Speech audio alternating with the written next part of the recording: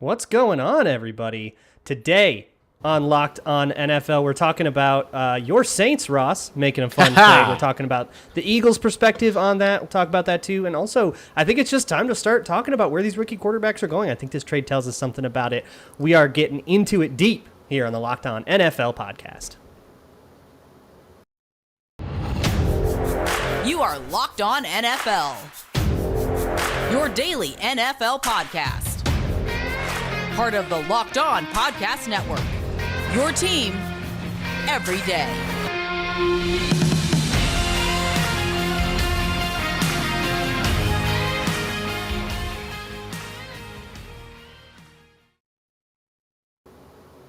What's going on, everybody? Welcome into the Locked On NFL podcast. It is Tuesday. That means you got me, Luke Braun of Locked On Vikings, here with my good buddy, good pal, Ross Jackson from Locked On Saints. And I love being able to talk to the Saints guy on a day like today.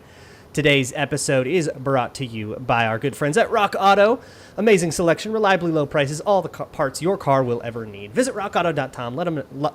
Visit rockauto.com and let them know that Locked On sent you. As you can tell, we're live on this one on YouTube. So make sure, if you want to get Locked On NFL episodes early, come on over to the YouTube channel where we're doing it live. Today on the show, we got to talk about this trade. So here is the deal with the trade. Basically, it's a lot of really expensive but similarly priced assets all changing hands. So I feel like the actual impact is low-ish, but here's the details that you have to get.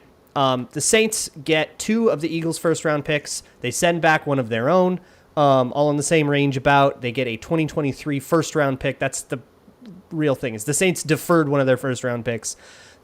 For their trouble, the Eagles get a third-round pick back and a second-rounder all the way in 2024, and then there's some late-round swapping as well. But basically the headline here is Eagles have 2 firsts, Saints have a first this year and next year, and those swapped. Yep, that's basically it. And that's the headline, and the Eagles get a little bit for their trouble. So everybody in the whole world is screaming from the rooftops that the Eagles won this trade because deferring a pick from one year to the next in the long term, I think, is typically treated as a little too expensive by the league. And so kind of whoever's deferring their pick, which is what the Eagles are doing, is kind of getting ahead because they're getting something in return for doing that, and usually they get more than they deserve. So it sounds like the Eagles won this trade off the bat. I'm going to go ahead and venture a guess that you don't agree, so hit me. What's your take? I don't. And as always, y'all, thank you so much for making us your first listen of the day here on Locked On NFL. Yeah, look, I look at this as being, it depends upon what your philosophy is, right? I am of the Les Snead school of F them picks, right? That's 100% who I am. And so because of that, and because I don't put as much stock in draft picks, I love the fact that the New Orleans Saints made this trade and that they gave up a pick for next year that they hope, and this is the other piece of it too, right, is the mentality of it all. In order for you to make a trade like this, in order to be the New Orleans Saints in this situation, you have to truly believe that you are going to compete within your division and your conference and the league this year. Now, in order for you to be able to do that with as many holes on this New Orleans Saints roster as there are, you have to be able to build through this year's NFL draft. It's clear that the Saints and Jeff Ireland, who is their director of college scouting, love this year's draft. They haven't spent money, despite the fact that they have money for the first time in what feels like a century in free agency. Now they're in a situation to where they've taken a first-round pick from next year and turned it into another first-round pick from this year, and now they have 2 top 20 selections, 3 top 50 selections, and 4 top 100 selections, which allows them to address any combination of their 4 top needs, which are quarterback, offensive tackle, wide receiver, and interior defensive line. They made some moves at safety that kind of helped to figure all that out. So I think when it comes to this, it's hard to say that the Saints lost this trade without knowing what they actually get from this. Can they walk out of the first round with a future quarterback as well as a wide receiver? Can they walk out of this first round this year with a future offensive tackle and an explosive wide receiver. Either one of those, I think, puts the Saints in the driver's seat for now until we see how the rest of the picks for the Philadelphia Eagles convey over time, which may likely get traded or something like that as well. So you'd have to kind of track to see like what the Eagles got and all that other stuff. The other piece of it is that the Saints could potentially package these two picks to move up, use one of these picks to move up while holding on. The bottom line is that the New Orleans Saints right now, much like the Kansas City Chiefs later on in the draft, have every option available to them, but maybe the Saints more so, and possibly more so than any team but maybe the New York Giants, who have 5 and 7. They can do whatever they want. Move up into the top 10, move up a couple of picks, move back a couple of picks, whatever it is that they want to do. They should be able to answer all of the calls and all the questions in this year's draft. It's clear they like this year's draft class, and multiplying their ability to be able to impact themselves immediately, I think, is a good move. Yeah, that's the weird thing with these with like pick for pick trades, right? Draft trades is that you can do a pick for pick trade, get worse value, like be on the lesser end of the value, but if you hit the picks and the other team doesn't, it looks like you won the trade. Right. And so that's why we have to talk about it in terms of like who got the better opportunities here. And so the Saints are very I think it's pretty clear what the Saints are up to here. I don't think you should be confused about this. It's very clear that they like a quarterback. Or maybe a couple, like, yeah, they're going to get a quarterback in this draft. That's got to be the way that it is, right? And so now they have all the ammo. Yeah, and now they have all the ammo they want, whether that's Malik Willis, Kenny Pickett, who cares? It's their guy, and they're going to go get their guy. If they're wrong about that the problem won't be how much they paid for it. The problem will be that they staked everything on, Kenny Pickett and he didn't work out. That's going to be what everybody talks about, right? So with these picks, the market of it is, and this is all very economic terms, because I think that's the best way to parse out these sort of, you're trading assets and liquid things, right? The market is inefficient when you're trying to move up in the draft. It's just, teams just are going to charge you more than it actually is worth. Historically, the way players tend to turn out, you just have to pay more than it's worth when you want to move up. So for me, it has to be for a quarterback, or it's kind of asinine. And looking at the way the first round is shaking out, who, other than a quarterback, who would you really move up for? If you want an edge rusher, one's falling to 18, right? Or 16 or whatever. Like one's falling that far. The big thing would be moving up for an offensive tackle, because this year's draft is going to be dominated by the trenches. Like the first 12 selections of this draft are going to be majority. Someone's going to be there. Offensive line or defensive line. And so somebody could be there. But again, like when we talk about like your guy, it's okay if it's the second most important position on the field as opposed to the first most important position on the field, right? And so for me, like if you're trying to protect a quarterback's blind side, you're trying to find a new starting left tackle, move up. It seems likely that one of these picks is going to turn into a quarterback. But I don't think packaging both of them to go after a single quarterback, especially in this year's draft class, would be a good idea. Now, if you want to take If you want to take 16 and 98 or 16 and 49 and move up to, 10, 11, 12, 13, the Saints and Vikings, hey, they trade around with the craziest trades all the time in the NFL. Good draft. pals, Saints and Vikings. Good pals in that situation. And so, like, there's an opportunity to move up there, but then still hold on to 19 so that you can walk away with a Jamison Williams, a Chris Olave, Garrett Wilson, a Treylon Burks, like these big impact players that can impact you right away. So even if you make a move to bring in a guy that's going to end up impacting you maybe for the future, hopefully at the quarterback spot, like a Kenny Pickett, which seems to be the most likely candidate if they are going to go after a quarterback, they still get the immediate impact of a wide receiver. And they do it 3 weeks before the NFL draft, instead of waiting until draft day where you get the bidding wars, you get the bidding contest, and NFL draft picks are at their highest value during the draft. That's one of the other reasons why I like that the Saints made this trade now instead of waiting to see what they could do come day one. Yeah, the game is going to be a bit of a game of chicken for the Saints. It's going to be, who's our guy? Let's say it's Kenny Pickett, but whoever they're targeting. How far is Kenny Pickett going to fall? Do we think he's going to get past that team, or do we chance it? Right. Do we think they're going to take him? Don't we think we're going to take him? And that's going to be the kind of game. And then as soon as you're no longer comfortable waiting, you move up and you strike, and you just try to push that as far as you can so you can keep as many assets.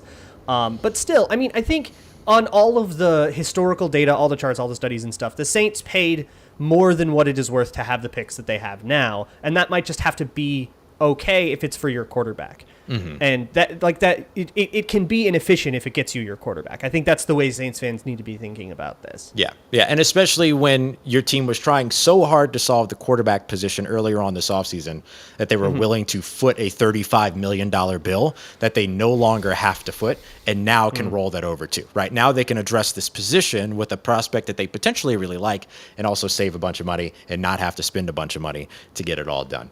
So next, we'll take a look at this from the Philadelphia Eagles side, right? The Philadelphia Eagles, everybody feels that they won the trade. Let's talk about why, and let's break down what they can now do with their future and what it means for Jalen Hurts. We'll break all of that down as we continue on with today's episode of Locked on NFL. But first, I assume at some point, we're going to get some odds over at BetOnline about what some of these teams are going to be doing with their first round picks and where some of the big quarterbacks are going to go, which is going to be a big piece of today's conversation on the show as well. So if you want to get in on any of that, or maybe you just want to get in on the NBA and MMA, boxing, UFC, a whole bunch of different stuff, I want you to go and check out our friends over at betonline.net. They are our exclusive online betting partners here on the Locked On Podcast Network. They have everything that you need from sports developments, including things like this week's Masters Championships, for instance. You want to get in on a little bit of that. I think golf is a lot of fun to bet on personally, but you've got podcasts, reviews, whole bunch of different stuff that you can find all over at BetOnline. They're your continued source for everything that you need for sports wagering information, including live betting, which I know Luke loves, as well as esports and scores. So head over to the website today or on your mobile device so that you can learn more about all the trends in action with our friends over at BetOnline, where the game starts. Thank y'all so much for making Locked On NFL your first listen of the day, or if you're really cool, if you're like one of the coolest kind of people, your first watch of the day. Oh, yeah. Check out the Locked On NFL podcast on YouTube. We got lighting setups and everything now, all right? We're doing this good. So let's move on to the Eagles side of things. And everybody says the Eagles win the trade. And I think a great way to think about this, because when you defer a pick, when you're talking about, picks this year or next year or the year after, for every year you defer it, move it up around. That's kind of the rule of thumb. So a fourth rounder next year is worth a fifth rounder this year, right? Yeah. I did that right? Yeah. So a fourth rounder next year is worth a fifth rounder this year. And that exact trade has happened before. The Vikings did that trade with the Ravens a couple years ago, where, okay, we have a fifth rounder. If we wait a year, we can move it up around. That's the rule of thumb. And if you do that, especially with the 2024 second, which feels more like a fourth rounder now, but the Eagles essentially get to defer their first round pick for a year, and for their trouble, they get a 3 and a 4, right? Or a 3 and a second round, or 2 years deferred. And then there's some late round pick swapping that you don't need to worry about. That's basically what happened here. And then for whatever reason, they also traded pick 18 for 16. Move up 2 rounds. So deferring one first round pick in a year where you have 3 first round picks, deferring one into next year seems like a good way to do this anyways, especially if the Eagles want to go up for a quarterback next year, which that class is supposed to be pretty hot. Yep. And then getting more value in return for that just seems like a value slam dunk. You got to hit with those picks. And this is where Howie Roseman has always been. He's been very good at acquiring liquid assets and also very bad at getting J.J. Arcega-Whitesides. Right. So that's where the Eagles are at right now. But from a value perspective, Eagles fans should be very, very happy, and you just have to hope that they hit on some picks. Yeah, absolutely. And I think like the thing I want to highlight that you mentioned that I think is so important is that Howie Roseman has done a great job with trades, but then not necessarily being able to turn the capital into players that hit the field. Now, Jalen Hurts is a part of that conversation, and I think one of the reasons why Philly makes this move. They get to go into 2022 with Jalen Hurts as their quarterback, and then they enter that hot quarterback market that you just mentioned. They also still have 2 first-round picks this year with 15 and 18 because they held on to 15 and all this. Yeah, and then they have 2 first-round picks next year, which allows them also some mobility if they want to move up even for a quarterback this year or again for a quarterback next year, which is supposed to be a much better class. And honestly, too, with the New Orleans Saints exiting the first round next year, I think that that's another thing that tells you that they're probably looking at a quarterback this year, just a little extra thing there. And so I think that when it comes down to what the Philadelphia Eagles get out of this, they get the opportunity now with 2 first-round picks to put some immediate impact players on their team, if you talk about the 2 first-round picks, that allow them to both maximize Jalen Hurts in 2022, but also build an offense just in case they have to go to a rookie quarterback or even just a free agent quarterback in 2023. So I think it's a smart move for them to be able to defer one of those picks back there, because they probably didn't have enough prospects on their board that are considered first-round prospects to have 3 first-round picks anyway. Most teams don't. Right? Most teams have 10 to 15 first-round grades, and then the rest of the first round is all second-round grade guys. So this puts them in a good position to be able to maximize what they look at next year. And from a more, I guess, a less quantifiable perspective, you get another year to look at who's been kind of behind the 8 ball. You know, you got a coaching change in there. They've had injuries they've dealt with. They've dealt with weird offensive line situations. You could make an argument that, hey, I don't think Jalen Hurts has really gotten a fair shake, and we don't have a great eval on him. One more year to be really sure about what you want to do there. Because what if they stay a little healthy and Jalen Hurts has a breakout year, and oh my God, we didn't know how good he was, you know, like Josh Allen had in his his third year. What if that happens with Jalen Hurts? It's not outside of the realm of possibility, right? I mean, I wouldn't project it, but it could happen. Why not? And if that happens, you want to be in a world where you prepared for that, where you can maneuver inside that scenario. You don't want to do what the Packers did, where we didn't plan for if Aaron Rodgers doesn't drop off, and now suddenly we just blew a first-round pick, right? So I think the Eagles have done that, where like if Jalen Hurts is good and he just like kills it, they win the NFC East, it rules. Now you have 2 first-round picks. You could just like surround him with talent and continue to build. Now you're in a window. Let's go. So I love the flexibility that both of these teams already had, and I think it's really just 2 teams kind of deciding what year they want to go for their quarterback. Yes. And it has a lot more to do, I think, with their evaluations on either quarterback class than it does on the nuances of value and what does it look like on the trade charts and who should you trade up or trade down, blah, blah, blah. No, it's Saints want a quarterback this year, Eagles are going to want one next year, or are going to want to wait a year before they decide if they want one, is a better way to put it. And I think that's all the trade is. Yeah. And if you look at the way that the New Orleans Saints have been building their roster here recently over the course of this offseason, it's a lot of 2-year deals, a lot of like extra void years, stuff like that. So it tells you that they're looking at a roster turnover at some point in the near future. And so building out that quarterback or drafting that quarterback now and then giving them that opportunity this year to develop and learn and all this other stuff while sitting makes a lot of sense. Meanwhile, Philly can address different pieces. I mean, they're able to now take those 2 first-round picks and try to add to the wide receiver talent, which they haven't been able to do successfully in the draft so far. And so they would love to, I'm sure, be able to build around that. But you also have an offensive line that you're trying to fix up. You have a defensive line that you're trying to make up for in terms of some aging veterans there in the trenches. You have a secondary that you'd love to rebuild. There's a lot of good linebacker talent that matches the fold in terms of what it is that Philly loves at linebacker, which are kind of like safety more than they are linebackers. So you have now all of this ability to be able to do that. Plus you have pick 101. So now you have all of these top 100 selections, right? It's not just the first round that's impacted here. They have this whole slew of top 100 selections that allow them to be able to inject some immediate talent into their roster while they give Jalen Hurts that next run and give him more opportunity. Now, obviously, we're talking about it from like the national perspective, right? There's also the Locked On Eagles podcast with Louis DiBiase and Gino Camilleri, where you can go and listen and hear a bunch more on what the Philadelphia Eagles may be planning to do. But I'll tell you, a lot of what we've said, I know those guys have echoed as well. So, and I think you're right. I think it's a pretty good evaluation of where teams value quarterbacks win. And the 2023-2024 quarterback class is supposed to be very good. This year, there's not really a consensus quarterback class or like quarterback order, if you will. It's not really a QB1. But now after this trade, that quarterback class for sure gets impacted. So next, Luke and I are going to talk a little bit about where we think these quarterbacks are going to end up, right? Good fits for them, things like that. So I'll match quarterbacks to teams as we continue on with today's episode of Locked On NFL. And as we get closer to doing that, I also feel like it is a perfect time where we're talking about like tinkering with rosters and tinkering with draft picks to talk to those of you who are tinkerers with your vehicles. You like that, Luke? You like that? No. Yeah, you do.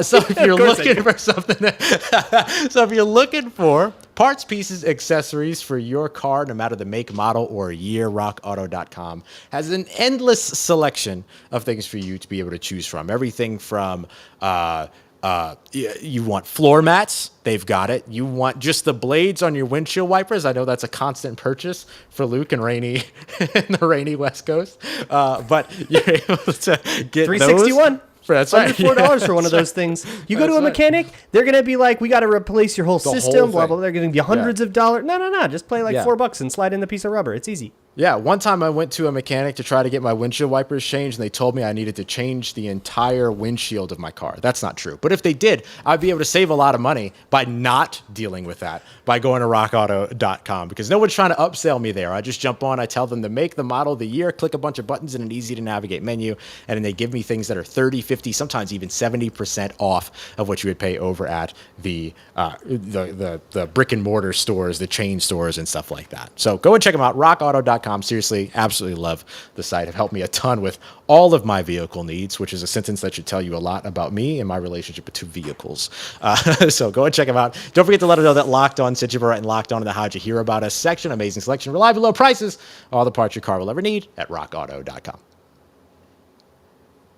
All right, let's talk about some of these rookie quarterbacks. Who are these guys? Like, we've been super nebulous about it to this point. Like, oh, maybe they're going up for like a quarterback, whoever it is. But who is it going to be? And I want to start with the Saints, your Saints. Who are they picking? Who's their guy? Is it Kenny Pickett? That's what the wins are telling us. But is it going to be him? Are they going to trade up further, try to get Malik Willis? Have they fallen in love with a Desmond Ridder? What's the deal?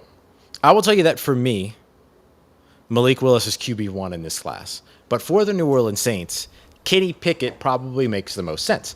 Kenny Pickett is one of, I think he's actually the only quarterback in this draft class that meets the Bill Parcells quarterback commandments, which are kind of 7 requirements or a criteria of 7 requirements in order to be a draftable quarterback in the NFL, in Bill Parcells' opinion. And of course, Sean Payton carried that along. Ian Book last year when they drafted him in the 4th round, he checked all of those boxes. But it's about 7 criteria. Sean Payton's gone now, but I think that those types of prototypes aren't really going anywhere. Jeff Ireland's still a part of it. So Kenny Pickett's the only one that, graduated as a senior, that graduated, period, that, had a 60% completion percentage, 2-to-1 touchdown to interception ratio, all of that stuff. And I see somebody live in our chat that says Desmond Ridder does as well, but he wasn't a 3-year starter. So there's a bunch of stuff here to where you don't get the full check boxes with a guy like Desmond Ridder like you do with Kenny Pickett. Everybody else falls short of those 7 quarterback commandments. So with that being the case, if that is still a part of the New Orleans Saints evaluation, which it sounds like it is at this point, then it sounds like Kenny Pickett would be the target for the Saints. As much as I love Malik Willis, Kenny Pickett is probably the guy. That makes sense. And I guess maybe from here on out, let's talk about some of those other guys and maybe where we could see them going. For example, I see a lot of mock drafts that have Malik Willis penciled in to the Carolina Panthers. Seems like they're interested in him. It seems like they will have a chance to get him because everybody in front of them either has their quarterback situation figured out or erroneously thinks they have their quarterback situation figured out. Nobody thinks the Giants are going to take one, even though they probably should. So is that? I mean, can we just kind of slot that in, Malik Willis to the Panthers at 6, and they don't have to do anything? I would say so. I mean, that's the one that makes the most sense to me. It's either going to be the Carolina Panthers or the Atlanta Falcons, in my opinion. I mean, a lot of the NFC South. Remember, maybe the Falcons trade up. Right. So remember, the entire NFC South, with the exception of Tampa Bay, were all in the whole Deshaun Watson, that really uncomfortable pursuit that they went through. And so I think that that's still a piece that they would look to add. And Malik Willis is probably one that makes the most sense there. But I wouldn't write off Kenny Pickett to the Panthers either, as there's a connection there with Matt Rule heavily recruiting him to Temple before he went to college. So there's a little bit of a connection there between Matt Rule, who, by the way, here's a funny thing for you, is the NFC South's longest tenured head coach now. That's right. Yeah. Isn't that gross? Anyway. A couple of retirements. That'll do it. But so Kenny Pickett could also be in play for the Carolina Panthers. But Malik Willis definitely in that Panthers Falcons range, probably the top 10 quarterback that will go. So I'm just going to keep it going. What about Desmond Ridder? Is he? Yeah. Well, so here's my question about him. Is he a year 1 starter, or is he the kind of guy that has to wait a year? Because if he's the kind of guy that has to wait a year, that's the kind of guy that I could see like a team like the Bucs going for, where we don't know how much Tom Brady we have left, and did they really talk themselves into Kyle Trask, or was that them kind of saying, hey, let's gas this guy up so people don't think we're in the market? So like, is that the case, or is it could he go to a team like the Texans, who have this Davis Mills thing, and if that works, it works. But if he's going to be there in the high second round, like, is that what we're doing here? Yeah, I love your fit, or your sort of idea there of Desmond Ridder to the Bucs, because it does make a lot of sense, right? They don't. I mean, you probably got Tom Brady learning under Brady, man. Like, right, and you've probably got a year of Tom Brady left, and that's it, right? Like, at this point, that's what you've got. And so I would love the idea of him sitting behind Tom Brady for a year and then be able to go there. However, if he is somebody, and he is the other quarterback that gets the most conversation about being NFL ready, along with Malik Willis and Kenny Pickett. So what about Seattle, who still hasn't solved their quarterback question at all, really, at this point? Yeah. It's Baker Mayfield season over there. Right, exactly. And really, like, are you Desmond Ridder or Baker Mayfield? Desmond Ridder as a rookie versus Baker Mayfield, you're kind of coming out, I mean, no offense, Baker, but you're kind of coming out even here about Baker Mayfield in a new system plus Desmond Ridder as a rookie. Is the ceiling higher for Desmond Ridder? Like, I feel like you have to work harder to talk yourself into Baker Mayfield than you do it into Desmond Ridder. 100%. So I would like to see, personally, and I know how the Seahawks are, right? The Seahawks tend to go and grab third-round prospects in the first round. We see this over and over again with them. And so Desmond Ridder, who's probably more like a second-round prospect, should very much be in play for Seattle at any of those selections. So that would be my fit for Desmond Ridder. I think that would be a great spot for him. All right, let's do one more, and it's kind of the only guy in this class that I think I'm personally higher on than most people. I'm pretty much around consensus with everybody else, but I just can't quit Sam Howell. I don't know what it is. I like him. Where do we think he can land? I mean, he's not a top 15 pick or anything to me, but that might happen because that's just how quarterbacks go. Guys trade quarterback up, value. And suddenly there's a run, and you panic, and you trade up, and you. Yeah. Quarterback value is always a really tricky one. I don't know. I think, like, how much time, I know that they just traded for him, but how much time does Matt Ryan really have in Indy? How many years does he really have, right? And Sam Ehlinger is more of a fullback for you than he is really a quarterback. And so, is he going to make the team? Right. And so I wonder if there's any interest in Indianapolis or from Indianapolis to potentially like load up and kind of say, okay, we're going to have this next guy. But one that makes probably the one that makes more sense than that in terms of like immediate ability to fit in, the Detroit Lions, because you're not moving forward with Jared Goff. It's just not happening. Yeah. Right? And so you're evacuating his contract after this year. You're moving that on. So you give him a year in the system, learns to bite some kneecaps with Dan Campbell, and then he takes over next season. And I think he's a good fit for what that offense wants to be. I think that makes sense. I'm starting to put the puzzle together in my head. I see this playing out in a way. You get Malik Willis to the Panthers at 6. The Saints trade up to 7. They take Kenny Pickett. Sam Howell to the Falcons at 8. And there's your run. All NFC South, all rookie quarterbacks and Tom Brady. And there's your NFC South. I love that. I'll tell you one thing I would love to see the Saints do. One thing I would love to see them do is just turn left on everybody. Zig when everyone expects them to zag, whatever that stupid Pick phrase a kicker. is. Love it. Yeah. We're done. Thanks, No. Roberto Aguayo, baby. What I would love to see them do is go like tackle and wide receiver in the first round and then circle around to Matt Corral in the second round. Oh, yeah. I don't know how to feel about Matt Corral. I feel like I can't evaluate him because all he did was RPOs. And Lane Kiffin, like, doesn't do that because he likes RPOs. He does that because his quarterback can only do. So, like, I don't know. I don't know how I feel about it, but I got to look deeper into him. I haven't looked that deep. I don't like him as a first round prospect, but in the second round or even a Carson Strong in the third round, that's what I'd really love to see them do. But they're probably going to go for Kenny Pickett. So I got yellow back here if you're watching on YouTube. Yellow back here. It's supposed to be kind of gold for the Saints, but really it's just for Pittsburgh and Kenny Pickett. So there you go. There it is. All right. Thanks, everybody, for tuning in and making Locked On NFL your first listen listen of the day, and joining my friend Luke Braun at Luke Braun NFL and myself, Ross Jackson at Ross Jackson Nola. Thanks as always making us your first listen of the day. Make sure you come back tomorrow. Tony and James keeping you up to date with everything. I'm sure they're going to give their opinions on the way that this draft class just got impacted by this massive blockbuster trade between the New Orleans Saints and the Philadelphia Eagles, and what else is going to happen moving forward. For your next listen today, though, I'm sure these guys, Eric Crocker, Ryan Tracy, they're probably pulling their hair out. They did a mock draft Monday, and then this happened, so they're probably doing another mock draft. So stand by for Mock Draft Tuesday over on Locked On NFL Draft. Make that your second listen of the day as well. For Luke Braun, daily host of Locked On Vikings, I am Ross Jackson, daily host of Locked On Saints, and we'll see you again here soon as we continue on with the Locked On NFL podcast, part of Locked On Podcast Network, your team every day.